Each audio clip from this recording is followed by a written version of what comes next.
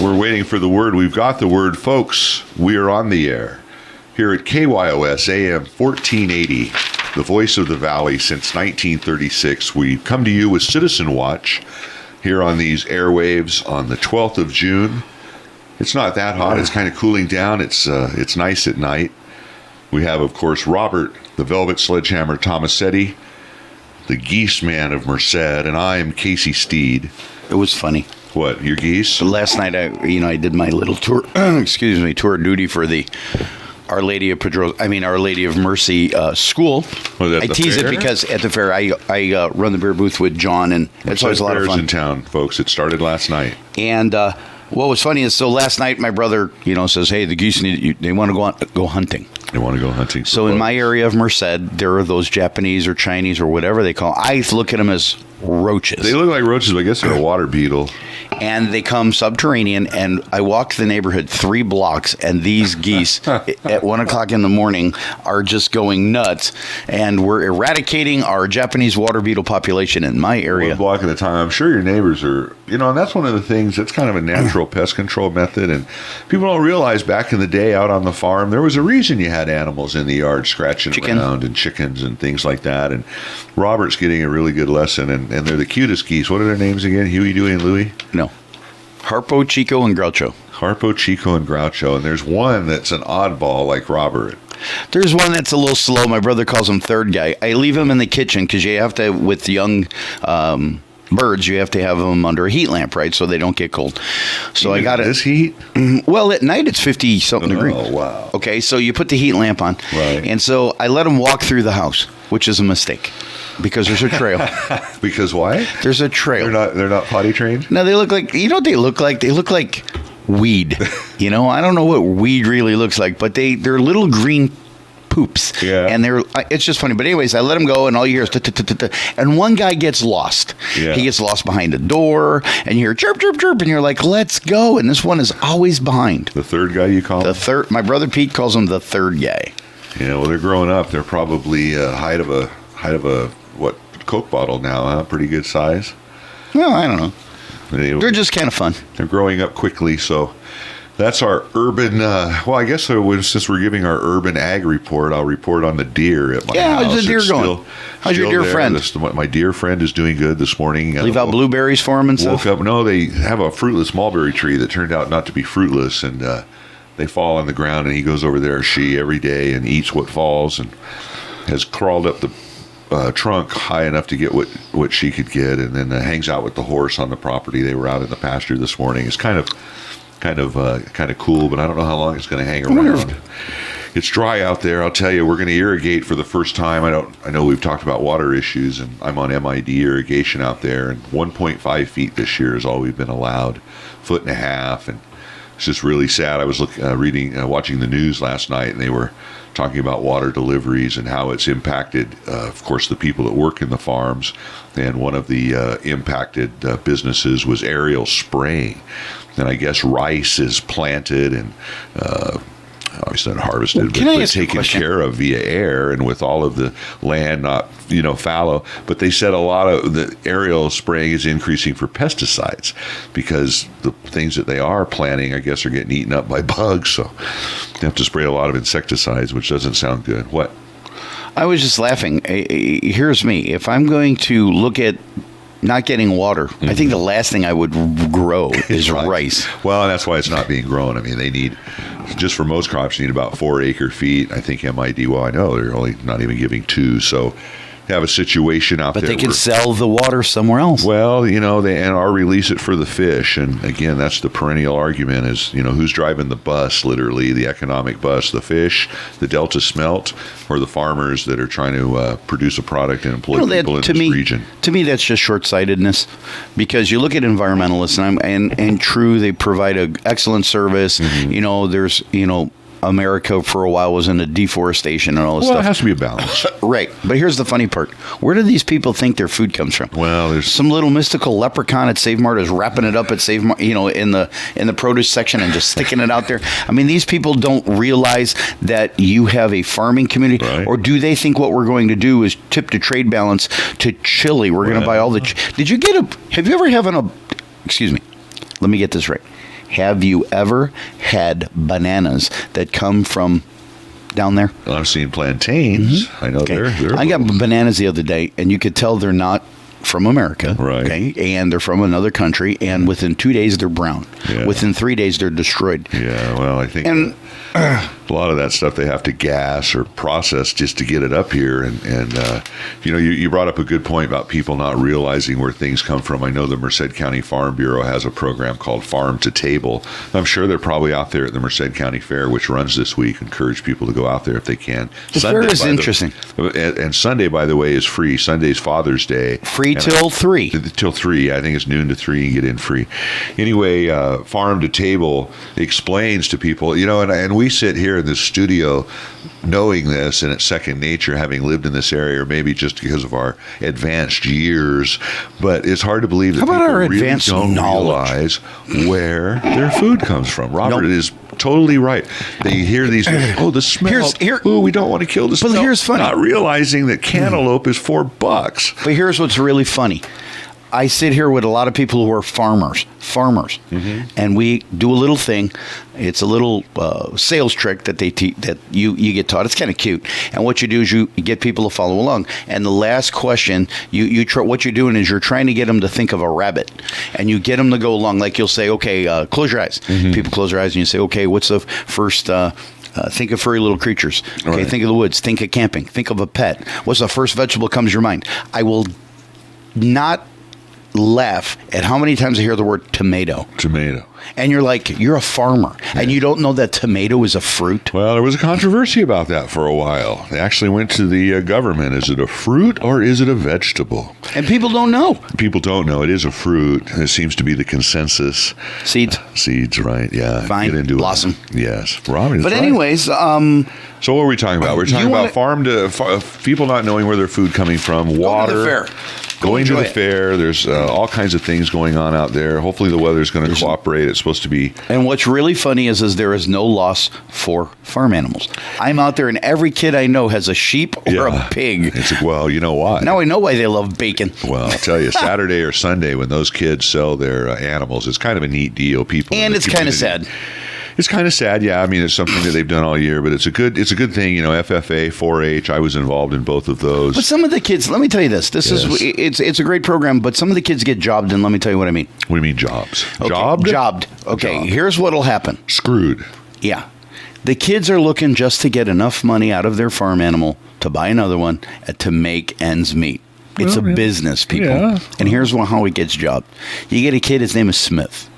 He's got 7 uncles that are big ranchers. Right. When Smith's pig comes through to be purchased, this pig goes for like $100 a pound. Yeah, I've seen some pretty Meanwhile, high prices. And I'm going to tell you this, and I never knew it until Fernando from Fernando's Bistro.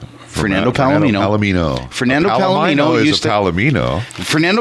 used to be told by his boss, who owned Pea Soup Anderson's, Mr. Evans, and he'd say, "Go out there, and what I want you to do is go find a kid who didn't get any kind of nibble or any kind of interest on their farm animal. I want you to buy those farm animals." Right. And he said, "What?" And he goes, "Don't go for the grand champion. Right. Go help the kid. Sure. Who's sitting there because his pig or his animal didn't make weight. There's something frail about it. I'm serious. I mean, frail. Yeah, I know. It may be the middle of the pack. Last, whatever." And he said those kids are so over the top in terms of enthusiasm towards you and your business, and the parents come to you, "Thank you so very much." Oh, yeah. Because they were able to unload their animal. Meanwhile, Smith is over there. "No, you're sick." So look at it. It's a record-breaking pig sold for $122,000. Right. Because here's why. It's a gimmick for rich people, rich farmers, to give money to their college education for their children. Right. And here's how they do it.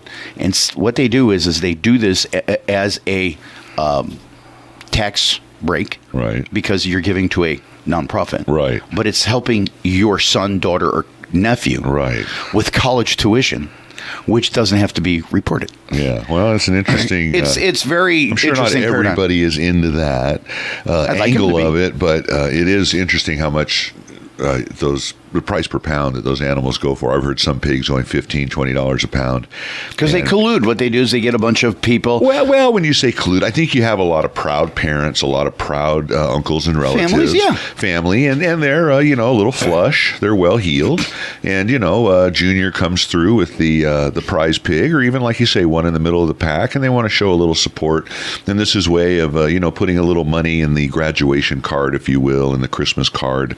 And this is another It's interesting because... And it's an interesting dynamic that happens in our community, being a farming community. Yes. And it's interesting watching that, but I can tell you that's not the truth in the real world, because I've bought and sold cattle, and if I could get $15 a pound, I'd be doing it every day. But here's the thing, though. The other part, and the fair is going on, and this is why we have gone into this fair dialogue. Rant. The fair rant. But somebody came to me and said, Tomasetti, you know a lot of people, and how come you know everybody? How come you aren't a member of Friends of the Fair? You were. No, I wasn't. I thought you sat on the board with Mrs. Wood. No, I wanted to be. My idea was to be I wanted to be a fair director. A director? Yeah, they had a fair board director, right. And there was like 8 of them. And that's where Mrs. Wood and I had a falling out, because Mrs. Wood proceeded to tell me how to be a fair director. What's Friends of the Fair? Is that the same as a director? No, Friends of the Fair. No, here's what happens. The fair is run by a fair board. Okay. But then what they did is because there were money. If you go out there are buildings that are dilapidated. Fair board. Is Swigert on the fair board? That's the one that Swigert is on the fair board. Okay. In Los Banos. Okay. But the fair board decides the direction and the economics of what the money is supposed to go to, with the fair director, which is Tom User, who does a really good job, him and his staff. All right. But here's what's happened. Here's what I saw. And this is why I wanted to throw my hat in the ring. When the Democratic Party ran the state of California for a long time. And it's a political patronage job. Yes. It's not paid, something that you want to do. And I thought, wow, that's cool. That would be cool. Sure.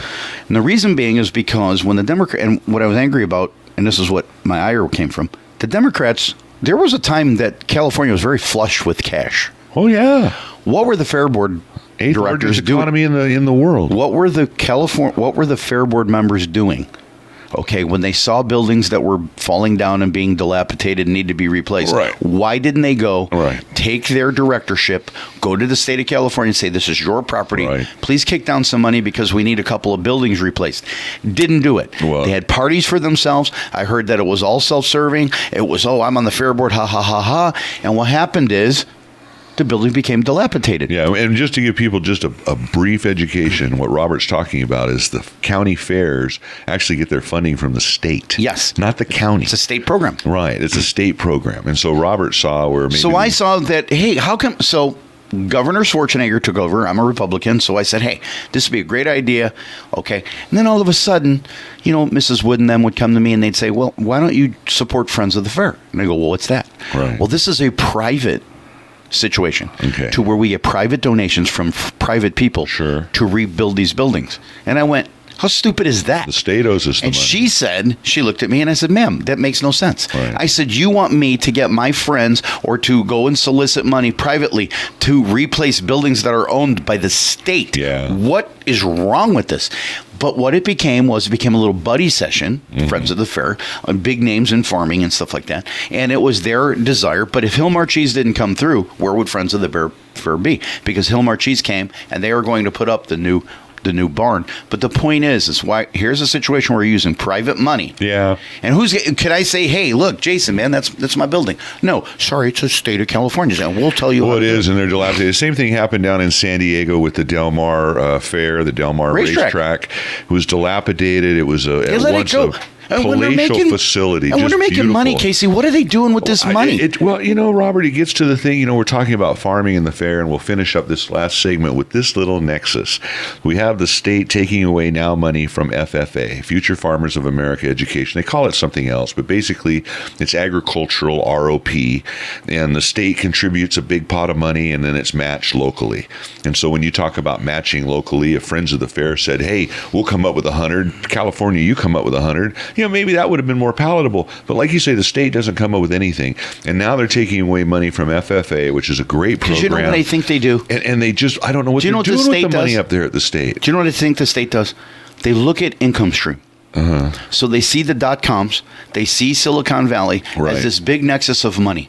They look at San Francisco with all of the beautiful buildings that are worth a gazillion dollars. Yeah. They go to LA and they get Hollywood. They forget And what about happens us. is they forget the farming community. I'm from Chicago, Illinois, love milk, love food, love fruits, vegetables. I am more appreciative of my fruits and vegetables and my food because I live in Merced. Yeah. And you go to the fair and you see this pig and you look at this girl and you think, that's on we're my... talking about a girl with a pig, folks. Hey, folks, we're going to be right back after this is our first break on Citizen Watch, AM 1480 KYOS. Stand by.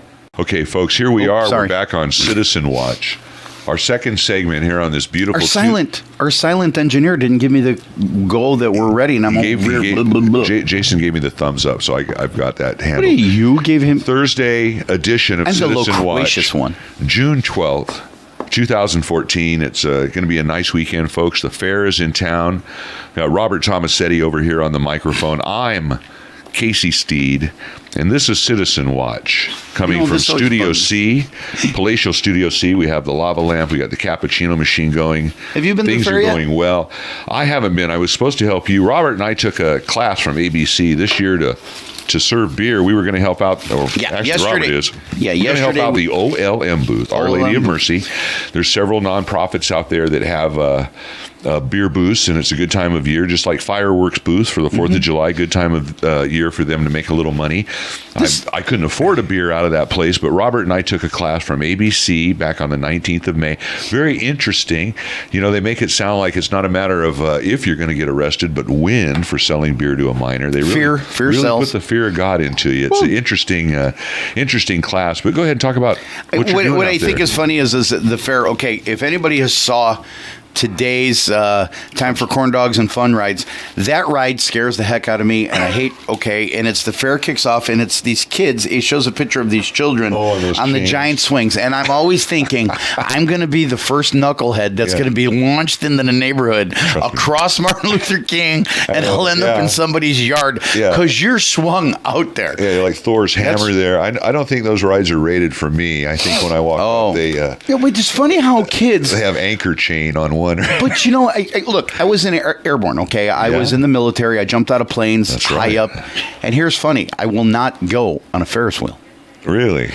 There's something The about I'm control getting tower older. was high enough for I'm you? getting older. I don't like heights. This swing scares the bejesus out of me. I'd rather go look at a snake, which I hate snakes, than this ride. I always walk through the fun zone just to see the looks of the young people, and they're so excited and playing the thing. Of course, the carnies with their games, you know, hitting the milk bottles with I always the like to baseball. watch that and try to figure out what's the catch. Well, we used to play the dime toss when I was a kid. We'd go to the Merced County Fair, and they had all this cheap ashtrays and glasses and glassware, and you'd throw the dime, and if it landed in it, you got that. So you ended up going home with this mix match set of colored glass. And I still have some of that from the fair. Did you ever go to? I feel sorry for is the guys that do the ping pong balls in the goldfish, and they're carrying around that poor little goldfish in that all plastic. Over. Yeah. Why don't they do like What About Bob and put them in a jar around your neck? Did you ever see that?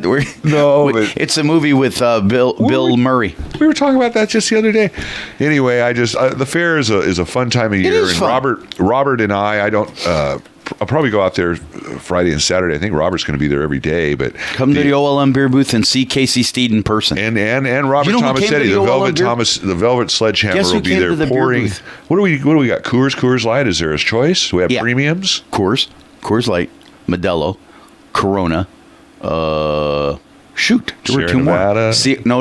It's Coors products. Fat Tire. For some strange reason, Budweiser, the biggest brewery in the world, is not at the Merced County Fair. No, at any of the beer booths? Nope, none. All Coors products. And here's another thing. Boy, you would think, that's a lot of money. And if you want to sell bottled water, it's got to be an Aquafina product, which is a Pepsi product. Pepsi product. Is Pepsi and Coors tied together? I don't know who's tied together. It's kind of interesting. I always look at the economic points. So just so people can take that home mortgage out or the home equity line, how much is a beer nowadays at the fair? A beer at the fair, OLM booth only. No, they're all the same. Oh, they're every booth the Yeah, same? no, yeah, you're not allowed to drop it to $1 to get the business. It's all the same. It's all dictated by the state, by the fair. Everybody, Blue Bedevil Bench, American Legion. It's all $6 for a 14 ounce. 24 ounces, $9. That's your best deal. 24 ounces. Those things are like buckets. Yeah. But here's the funny part. We were talking about this at 11:30 last night. That's like We had these group of people that were just plopping out. Let me have a 24 Coors Light. Popping out $9 at a time. I got more respect for money than that. One beer is good for me. But you know who came and visited me in my OLM beer booth? No, who? Our engineer, Jason. Oh, well, that's nice. Came and he said, I'm going to give you some business. And I thought it was very nice. Yeah. Thank you, Jason. Yeah, There is a Jason, folks, but you are never going to hear from him. Nice. Well, nice too. There you go. Yeah, I do have to make one correction. I talked, and that's all I'm going to say is I talked about our previous engineer visiting his mother going on a little vacation. I said that he had a race car bed. I was wrong. It's a spaceship. But anyway, It is, isn't it? Yeah. Wait, which spaceship is it? Is it Warning Will Robinson? Star Trek Enterprise. Star Trek. Anyway, the beers are 9 bones a pop out there for a 24 Yeah, but I'll tell you ounce. what's good. They got this sausage that's about 14 inches You long. know, and the fair is one of those things. One time a year, I remember going to the Del Mar Fair for many years, living down in San Diego. They had the lady with the mini donuts. They call them little orbits. And God, people would wait in line for a dozen of those. I wanted to have a booth. What?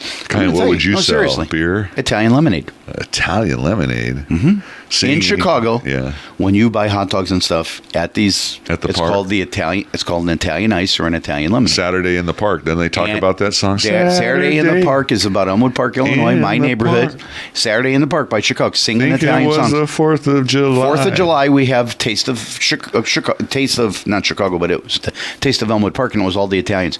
The Adelinos would make the sausage, and all the different families who had businesses would provide. And one of the things we always had, which always makes me laugh, is California always tries to be cool. Oh, yeah. Oh, my God. Trendsetters, right?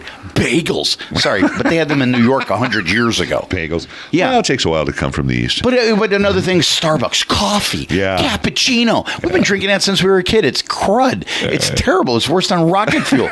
Okay? So California always thinks, if it hooks here, you'll get it to run. Right. You're if yawning. Popular, no, I was looking at the clock. If it's hot popular here, it's... So lemonade, Italian lemonade, I was going to get a little difference? Italian lemonade it's got to be stirred at a certain degree. It's like a slushy, but not. So it's not liquid. It's like kind of icy slushy. It's an icy slushy with big chunks of lemon in it. Oh. Okay, it's water, sugar, lemon, chunky ice. Yeah. And man, you sell that stuff for $5, you probably make a killing. So you don't put cherry juice. The state that we always we use lemonade. Right. But the state, who are the biggest extortionists, are going to come in and say, let me get a little nick of your action. Well, make sure the health department will probably be on your butt. Oh, health department. Do you know, this is funny, we sell bottled water. At the fair. Aquafina only. Aquafina only. We do sell Mike's Hard Lemonade. Okay. In a bottle? In a can. I was going to say, because those are missiles. But here's the funny part. Yeah. You can't have any ice with it because it violates environmental code, because ice might be contaminated. And I'm thinking, I can understand your thought process. Yeah. How many people have died because of contaminated ice? Well, this is, kind of the nanny state, but yeah, you can't reach in, have a bag of ice. You might have something on your hands. But let me ask you a question. Do you think Billy Bob in Oklahoma cares about ice? And I guarantee and Billy how Bob, come they're I've been to okay? Oklahoma, and Billy Bob doesn't. It's not as restrictive there. And then, the top of those cans, geez, amazing. You don't have to sanitize it before you give the guy, he might put his lips on. Don't go there. Botulism. But yeah, come out to the OLM beer booth Friday and Saturday. And let's be fair. Yes. OLM has a beer booth. Yeah. Club Mercedes by the grandstands has a beer booth. Blue Devil Bench has 2 beer booths. They have their permanent structure, and they have a booth across from us. And the other one is American Legion. And I don't know if there's anyone else, but you know what? It's a lot of fun. And I'm going to tell you what's really cool about the fair is Chuck and the Contreras brothers will come from the Club Mercedes beer booth, and they'll come to OLM. Hey, we thought we'd give you some business. And when they come and they get some Coors, and then we'll go over there and we'll buy some beer from them. Nice. And then because we're military veterans, we'll go and we'll patronize the American Legion beer booth. It's really, really a fun thing. Yeah, people want to see Rick Osorio, our former city councilman. He'll be over at the American Legion beer booth pouring beers. Ask him how come he lost twice. He'll go into an hour. We like Rick. Yeah, he's a great guy. Let's go into the political a little bit. Okay, yeah. Get away from the fair. There's a couple of things that came to me is Merced City Council is pressed to fund the youth Here's my point, and here's the problem I have. Yeah, the youth do need things to do. But if there's no money to pay the paychecks of the people at the top, how are you going to find any money for the you kids? heard what the mayor said, right? Yeah, 8% sales tax. Yeah, let's just put it on the backs of everybody. Yeah. No, I thought that was a pretty weak excuse. I've talked to some people, and they were very disappointed in Thurston even uttering that. I think it was out of frustration because, like you said, Robert, the money is not there. We've seen this time and time again. It's simple math. We've talked about doing economic education on this station, and I can tell people that this is the basic fundamental arithmetic. You have so many $3 coming in, $4 coming out. Exactly. How long before you're broke? I think you're going to have to start looking at rolling some heads over there. Let's talk about youth, and let's talk about McNamara Park. I don't know if we talked about that. We didn't. I didn't. I've been really busy with the fair. Because what I do is I take 4 days off, and I was going to go talk to Andrew Haskins, who is just vehemently opposed to this McNamara Park situation. Yeah, we did talk about that Tuesday. Yeah, so let me get some time to talk to Andrew and kind of get some things, or maybe even have him come on the show. Kind of forgot about that, but when we talk about spending money, and here we blew 2-point-something million, and how much is that going to cost to fix? All of the programs these kids talk about. But you could have bought $2 million worth of grass seed and a John Deere tractor for cheaper. The idea of AstroTurf was a good idea. They were going to have a special machine or a carpet cleaner come in twice a year and fluff it up. But if it's not put in right at the first place, forget about the machine. And it just goes to show you that when government tries to do something and it turns out wrong, and what this costs us, and how these missteps, we can't afford missteps, folks. Because we don't have the money to take a step in the first place, let alone a misstep. You know why the missteps go unheeded? Because it's the good old boy network. Well, we got some really incompetent people. Let's talk about this. Mike Conway, is a nice man. Nice guy. Mike Conway was a writer for the Merced Sun-Star. And then he went to the PIO. Then he went to become the PIO, and they said, hey, by the way, how about if you take over Parks and Recs? Yeah, that killed me. Now, here's Mike Conway, who is a writer by trade. And now you're going to have him try to deal with AstroTurf at McNamara Park. And you see what happened. And again, this is no slam on Mike. Again, Mike Conway is a nice individual. I'm using him as an example because Robert was just about to say it. He's not. It's over. He's in over his head. There you go. This is speciality situation that you need information on. Mike Conway can read. My God, he's an educated man. Of course. But the point of the matter is his. If you ask him to write a news story, I bet you can pop it out in 5 minutes. I bet he could write a story about why this park went wrong. But as far as preventing it from going wrong, well, we see what happened. And again, I think he's over his head. You bring up a good point. They ran out of money for the PIO. PIO means Public Information Officer. He's basically the spokesperson for the city of Merced. So I don't mean to be rude, but why didn't they fire him? Right. Well, I'm sorry, Mike. We don't have any more. We don't have any money for PIO officers, so you're gonna have to go with your tail between your legs, go back to McClatchy News, and ask them if you can have your job back. No. What do? Like with Mark Hendrickson, we go and we try to give him more opportunities to make his money. Here's another way for you to add to your piggy bank, and you're out of your realm. Right. Mark Hendrickson is terrible. Mike Conway, I'm sorry, you're a nice man and you're a great writer, but you are not a AstroTurf specialist. Well, you're not an AstroTurf specialist, and you're certainly not a youth council specialist. I have seen the gyrations this city council and Mike Conway and Parks and Rec has done to get a group of youth together on a board to give suggestions to figure out how to spend money. The only thing they've done is bought $25,000 worth of pizza. I got an idea. And these guys can't put together a plan, and it's just, like you say, he's over his head. What? What's your idea? Here's my idea. I'll bet you it'll get done. You take Lindsey Johnson. Yes. Anybody who knows Lindsey Johnson, I just love Lindsey Johnson. She is beautiful, and she's just a great person. And you put her in the room with a bunch of youths, and I'll bet you she gets more accomplished than Mike Conway can ever dream of, or Stan Thurston talking down to the youth. Well, that or some of our city council people getting involved. Again, it was supposed to be about what the youth wants in this town. Not you. We have not. Yes, not you. I think the only guy who's qualified. That's a good point. What? I think the only guy on the council that's qualified to talk to the youth, Tony DeSetti Jay and Blake because they're police officers and they deal with that. Yeah, but Josh Pedroza, he teaches. They tried to again make it about the youth. They don't want personal agendas coming in. But anyway, the Parks and Rec, man, messed up. We get, like Robert said in the paper, it talks about where are they going to get the money for more youth services. Some of their ideas are great. Having the youth center open more hours when it's needed, not close at 5 or 8 o'clock. How about open till 10 or 11? And then the other thing is this program where they pair youth with private business people to learn the skills of private businesses. And isn't that the old ROP program? Kind of. And Mr. Gomes is going to come in. Dr. Somonex is going to come in and talk he about doesn't gonna. I'm mad at him. STEM program. Why? What did he do? Well, I'm reading in a newspaper. You get Steve. We'll do it on the next segment, but I'm really upset with two things. First of all, the Atwater fire truck purchase. We're going to talk about that in our last segment. And folks, the other last segment, which I'm having a problem with, is free meals. Okay, I just rant against free meals. The schools? Or? And the other, it's not only the schools. And the other thing is there was a ruling on... Yes, big one, teacher tenure. Yep.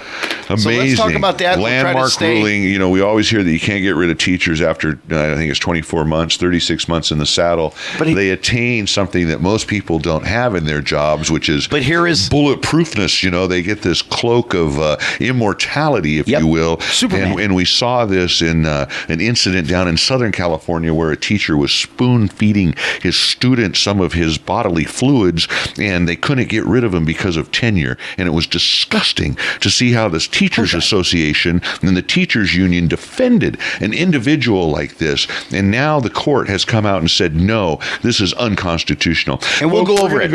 I'm sorry? Yeah, we'll go over it in a little bit. We'll go over it a little bit more in our third and final segment. Join us back here on KYOS AM 1480, the voice of the Valley. We'll be right back. Okay, folks. Hey, we're back with our third and final segment here on Citizen Watch. The 12th of June. It's only going to be in the lower 90s, maybe not even crawling into 90. Yeah, I like that. Well, I tell you, after that heat wave and we got a lot of content, Case. I know we have a lot of content, but folks, I assume, and again, I'm learning a lot about radio in the last couple of years. And again, just want to give a shout out to Robert Tomasetti, my co-host. He's been here a year with us now on the air. That you've been hearing him, and it was one of the best moves I ever made, and I appreciate the station supporting that. But one of the things I forget is that I think people listen to the full hour, and sometimes they don't. And radio is a fickle business. You get people in their car, maybe 10, 15 minutes. They get to Walmart, they park, and they come back, and maybe they come in the last segment. So that's why I go through this diatribe that you're Robert Tomasetti, the Velvet Sledgehammer. No, that's cool because people, and you're right, because people said we find your show either entertaining when we're doing our little back and forth fun, or annoying. Informational. And some people find it annoying. One of the things I want to get into, and we've been doing this for a year, is teachers. Teachers, we're going to talk about two things. What teachers and their tenure? The situation is in the paper today, the Vergara ruling could loosen unions' holds. And basically, what it is it states here that Vergara versus State of California has the potential to loosen, and this is what the Sun Star says, the chokehold that teachers' unions have on public education. Now, does that include bond floats? Absolutely. Does that include tenure? Absolutely. What does it include? You will see that there's a power play here. It says that in November that there's a problem with the California Teachers Association because they are backing a man by the name of Tom Torlakson, and Marshall Tuck is being supported by charter schools. Now, charter school, and we were just talking to Jason offline, and he was telling us he was an ROP teacher for a while. They don't have tenure. Right. Okay, you get paid as you go along. If you're good, you stay. If you're not good, you go. Right. CTA has made this a travesty of what teachers do. This is why California can't get rid of the bad ones. Exactly. Dan Walters on the other side of the page talks about school case, a big win for reform, and he says it's a victory for education reformers who have battled the state's educational establishment, especially California Teachers Association. Yep, and why I bring this up is because you have Steve Gomes, who has the best intentions with his STEM program and all this stuff, but he knows that the education establishment is telling him what to do and what to say. And what they'll accept. It says, Tom Torlakson received massive financial support from CTA. And in the bottom it says that the schools are supposed to be managed for the children's benefit, not the adults. Boy. And so what you have here is you have Merced County Board of Education.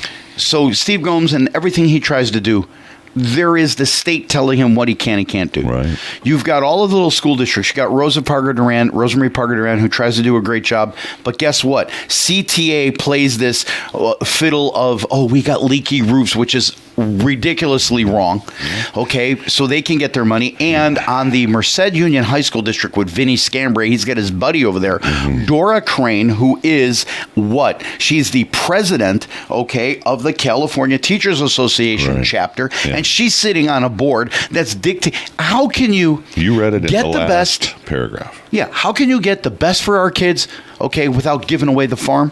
When on her other hat, she's trying to get as much as she can and give. It's ridiculous. Well, the adults have taken over, and they're not thinking about the kids, which is what you read in the last segment there of Dan Walters. One thing else here is on page. This is funny. On A7, we have said on Monday, June 9th, there's an article, not an article, but it says free meals. Okay, now listen, folks. Free meals. All children 1 to 18 years old. This was supposed to be for children in need. It's not. I argued this last year at WIC. Right. Guess who's not on the list? WIC. It's got Merced sites. Sheehy School, Gracie School, Reyes, Stephanie, Playhouse Merced. How in the world they're giving away lunches? Downtown. Yeah. Grace Bishop Academy, Tenaya, Burbank, Stoll School, United Methodist Church, and Merced Meadows. They're giving away free meals, folks, for the summer to all children. So if you're a little short of bucks and you want little Johnny to go have a really cool lunch of burgers and fries. 1 to 18? 1 to 18 years old, all children. That's before kindergarten. All Merced, exactly. But see, this was supposed to be for the school children lunch program. And I argued about this, and right here, it says free meals, all children. Run to Merced Meadows, run to Gracie Reyes, Stephanie School, and go get yourself a free lunch. Because I'm telling you, folks, this is exactly why we are running in the red and not the black, because we have programs that are absolutely retarded, and this is one of them. Well, that's sure putting a lot of money towards education. Here's the other thing. Underneath it, I thought was kind of funny. Yes. Ace Airs, Tom Truex is a great guy. He does good air conditioning service. But guess what? He's got a picture of a baby crying. Yeah. Better things. Before things get too heated, regain your cool with Ace Air. And I told Casey, it's for the children, because they show a picture of a baby. Baby for crying the children. He's too hot. Well, I'm telling you, they use kids to hook you for anything. Yeah, I think this school lunch program has really morphed into, we're feeding people year round, and you certainly don't want to see anybody go hungry. I've heard it said to me, Casey, why should the children suffer for the sins of the parents? Because mama has to have her nails and her coach purse in the BMW before she makes sure that baby Junior gets fed well. And it's difficult, as a Christian and a compassionate person to, you don't want to see people go hungry. We see that now along our national border, where we have what they call the unaccompanied minors coming across. They don't know what they're going to do.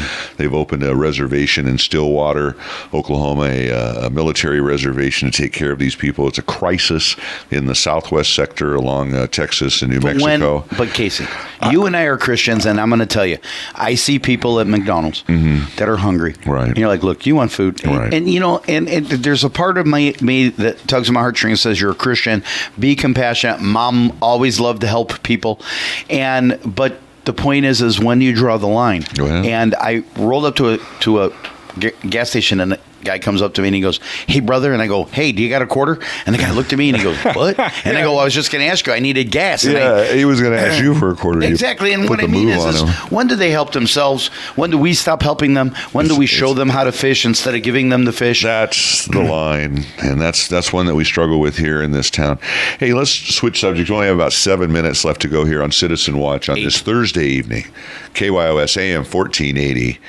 Really appreciate all of our listeners out there listening to this show and this station, and we and all our other programming, and all of our other programming on KYOS. We'd ask you to support the station and support, what we're doing here on KYOS. And again, we just can't thank people enough for listening. But we did see an article in the paper today, and we've talked about it a little bit on this show, and of course Jim Price on Tea Party Straight Talk, which you can listen to on Saturday morning at 8 a.m. live.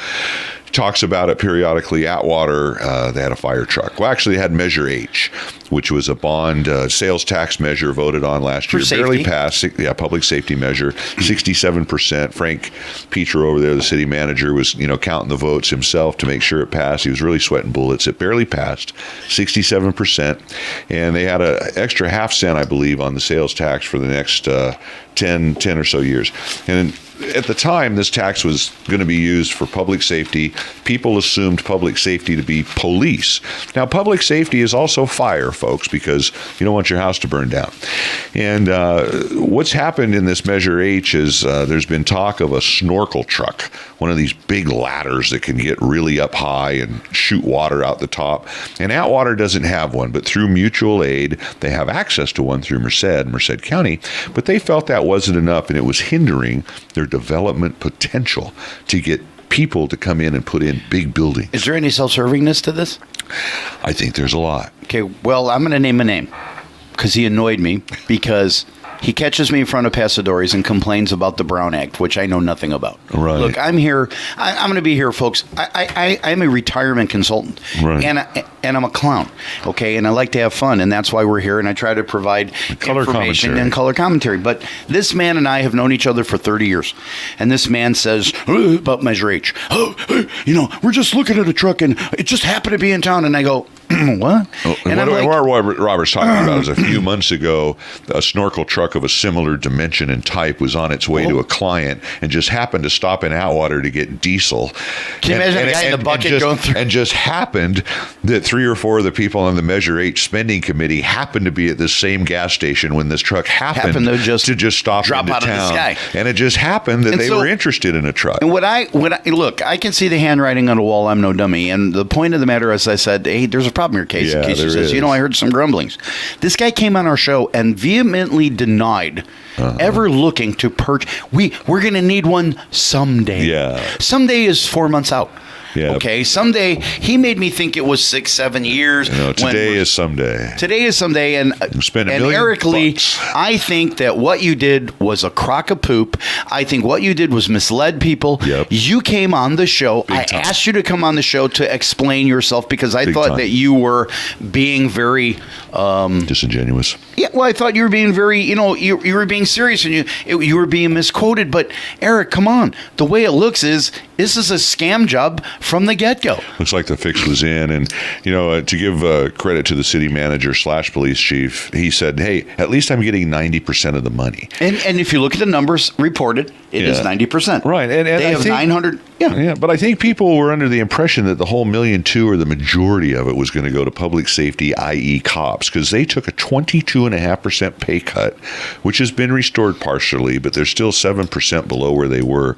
I tell you, the police department was on the ropes there in Atwater. I've said it before. And you know what? Kind of a joke that Payson was over there with the masking tape, where his desk was going to be in the podium for his news conference, because it was over for Atwater. And they were going to go bankrupt. And Chief Pietro did a great job. Amazing. But what bothers me is it's for safety, and so what we're looking at is a fire truck. No. And I'm sitting there, and Eric, Eric and I have had disagreements, and Eric's you guys always worked together, didn't you? We worked at Farmers Insurance when I started, and Eric Lee, I got to give him kudos. Eric Lee, what you see is what you get. If Eric has a problem, he will tell you. If Eric has an issue, he will tell you.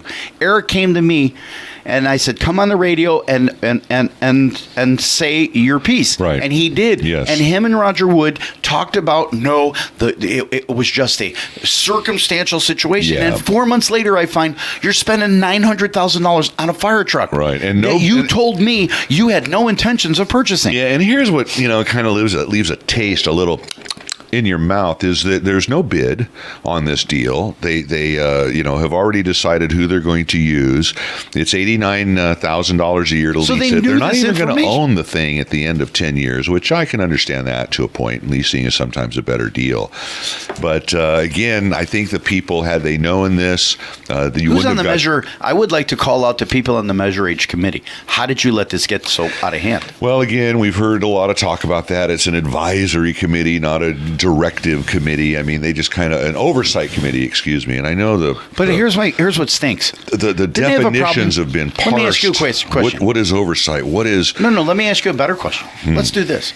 Did Atwater have a problem several years ago with a gentleman on the council that happened to be a reserve fireman? Yeah, Mr. Frago had some I big wonder if issues. Mr. Frago has anything to do with this or any of his... I can tell you that his two cohorts on the council who usually sided with him, the Rivero brothers, who I've been fairly critical of, in this situation were the dissenting votes against buying the fire truck for basically CDF or the California CAL FIRE, because it was not CDF, it's CAL FIRE. And the reason being is the Rivero brothers and Mr. Frago have always wanted to get the Atwater Fire Department back in Atwater as opposed to subcontracted out to CAL FIRE. So I can see why the Rivero brothers voted against spending this money. And Jim Price does a great job, because opponents who didn't want this fire truck said, look, the fire equipment we have doesn't stop Walmart, Kmart, or Super Target from coming to Atwater. Right, and the reason he said that is because you had somebody stand up at the meeting, well, we're losing out on development because I was in development, and if you don't have this kind of apparatus, people won't come. Right, I'll tell you what, Atwater's done pretty damn well, folks. And Atwater and Jeff Rivero said that the reason he's questioning it is because there was no competitive bid. No. So it looks like, hey guys, I'm going to be at Tractor Supply, and we're going to go get burgers at McDonald's on Applegate. Our truck will be there in exactly 13 minutes. Check. Everybody on? Yeah. It's Eric Lee, Measure H. We're there. Yeah. Everybody, we're there. Yeah. It's in Livingston. The We're on our snake way. is in the grass. I mean, what they have, code words. It just One shows. Adam Savoy. I love Vietnam movies. You know what? Yeah. The One Adam Savoy. Yeah. The target is in the building. Anyway, it's just really disingenuous, I think, what Mr. Lee said. It's And again, like the cat's out of the bag. We heard on you know what? Tea Party that this issue was dead. They kind of lost it, and here it is. I guess it was a contentious meeting. Some of these city council meetings can be pretty ugly. You're stupid. I could just be there. You're stupid. Yeah. You can't count. They had to stop it several times, I guess, to Point of order. regain order and decorum. So that I'd might love be to have been there. That might be a fun one to watch on YouTube. If you go to the Atwater, Is it on YouTube? Yeah, if you go to the Atwater City Council site, and you can watch their old meetings. They have their own YouTube channel, what's this as does the Merced City Council. Let me just take a minute. We're getting to the end of our segment, real Robert. quick, Case. Merced City Council meeting Monday night for folks that are interested. 7 o'clock, council chambers. Yes, Robert. Real quick. Frank Pietro knew the fix was in on this, at some point, because he says the majority of the Measure H is going to the police department. So, I mean, he knew. Well, he's got two hats to wear. He's not course. only the chief, like I say, he's getting 90% of it, and as the city manager, he has to look out for all departments and the city's welfare, and I think he's done a wonderful job. I think he's done Someday a great we'll job. hopefully have Chief Pietro in. I know he's very busy. Folks, we're out of time. It's the end of Citizen Good Watch for this night. week. Good We night. encourage you to tune in next week. Come to the fair. Tuesday. Yeah, come on out to Come the and fair. come and see us. OLM Beer Booth. See Robert the Velvet Sledgehammer Tomasetti. It's an amazing thing in person, and I'll be there at some point. Hopefully, pouring some beers, and you guys can meet me too. So anyway, Good tune night, back in next week. Good night, Mrs. Calabash, wherever you are. Goodbye, folks.